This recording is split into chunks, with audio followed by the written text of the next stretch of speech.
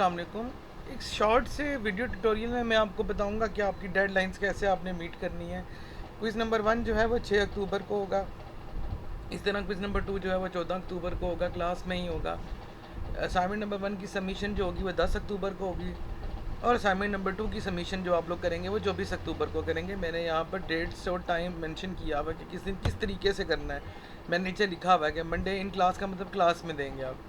Soft format via Google classroom का मतलब Google classroom में मैं जगह बनाऊंगा, वहाँ पर आप उसको अपलोड करेंगे। अब आते हैं प्रोजेक्ट के ऊपर। ये डाटाबेस की लैब रूब्रिक है। सबसे पहले आपने प्रोजेक्ट सेलेक्ट करना, आपने किस पे काम करना है, आपने सुपरवाइज़र सेलेक्ट करना है और सुपरवाइज़र से डिस्कशन करनी है।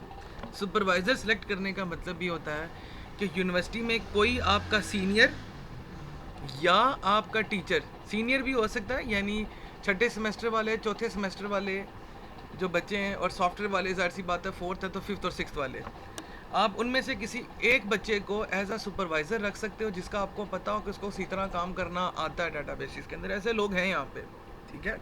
या आप अपना कोई टीचर भी रख सकते हो जिसको आप एज अ सुपरवाइज़र रखोगे। मैं सुपरवाइज़र नहीं हो सकता क्योंकि मैं वैल्यूएटर हूँ, ठीक है। तो पहला काम ये होगा कि सुपरवाइज़र से आप बात करोगे, उससे बोलोगे कि प्लीज़ मुझे सजेस्ट करें कि मैं क्या बनाऊँ। वो आपको बताएगा अच्छा जी ये चीज़ बनाओ, या ये चीज़ बनाओ, या ये चीज़ बनाओ।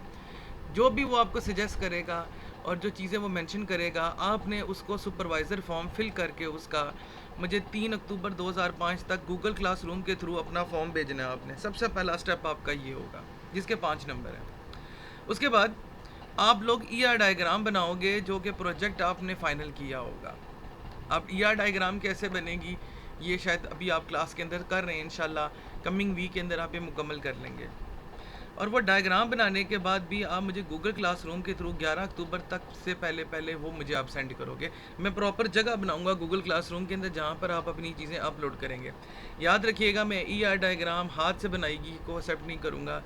मैं इसके लिए सॉफ्टवेयर बताऊँगा और आपको क्लास के अंदर थोड़ी सी एक्टिविटी भी करके बताऊँगा कि कैसे बनाते हैं। आपने सॉफ्टवेयर भी बनाकर मुझे भेजनी है।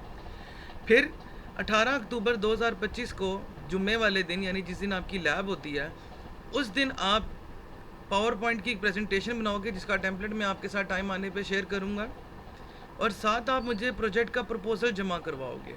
प्रपोज़ल का फॉर्मेट भी मैं आपको दूंगा ताकि आप उसको देखते हुए वो चीज़ बनाओ कि क्या क्या लिखना है उसके अंदर, ठीक है। तो प्रपोज़ल और PPTX दोनों मुझे आप soft copy as a send करोगे गूगल क्लासरूम में, और क्लास के दौरान आप मुझे प्रेजेंटेशन दोगे जो आपने 18 अक्टूबर तक करना है। अभी तक आपने सिर्फ ये काम करना है, डेवलपमेंट अभी नहीं आई इसके अंदर। एक चीज़ जो मुझसे बहुत सारे बच्चे पूछते हैं सर कितने बच्चे हों, तो याद रखिएगा कि एक ग्रुप में मैक्सिमम 3 बच्चे हो सकते हैं। 3 बच्चों से ज़्यादा ग्रुप नहीं हो सकता। अगर कोई बच्चा अकेला रह जाता है तो वो उसकी चॉइस है, वो अकेला रह जाए। लेकिन ये नहीं हो सकता कि कोई ग्रुप 2 लोगों का हो और तीसरा उसमें इन्वॉल्व ना हो और वो बोले कि मैं किसी और के साथ करना चाह रहा हूँ।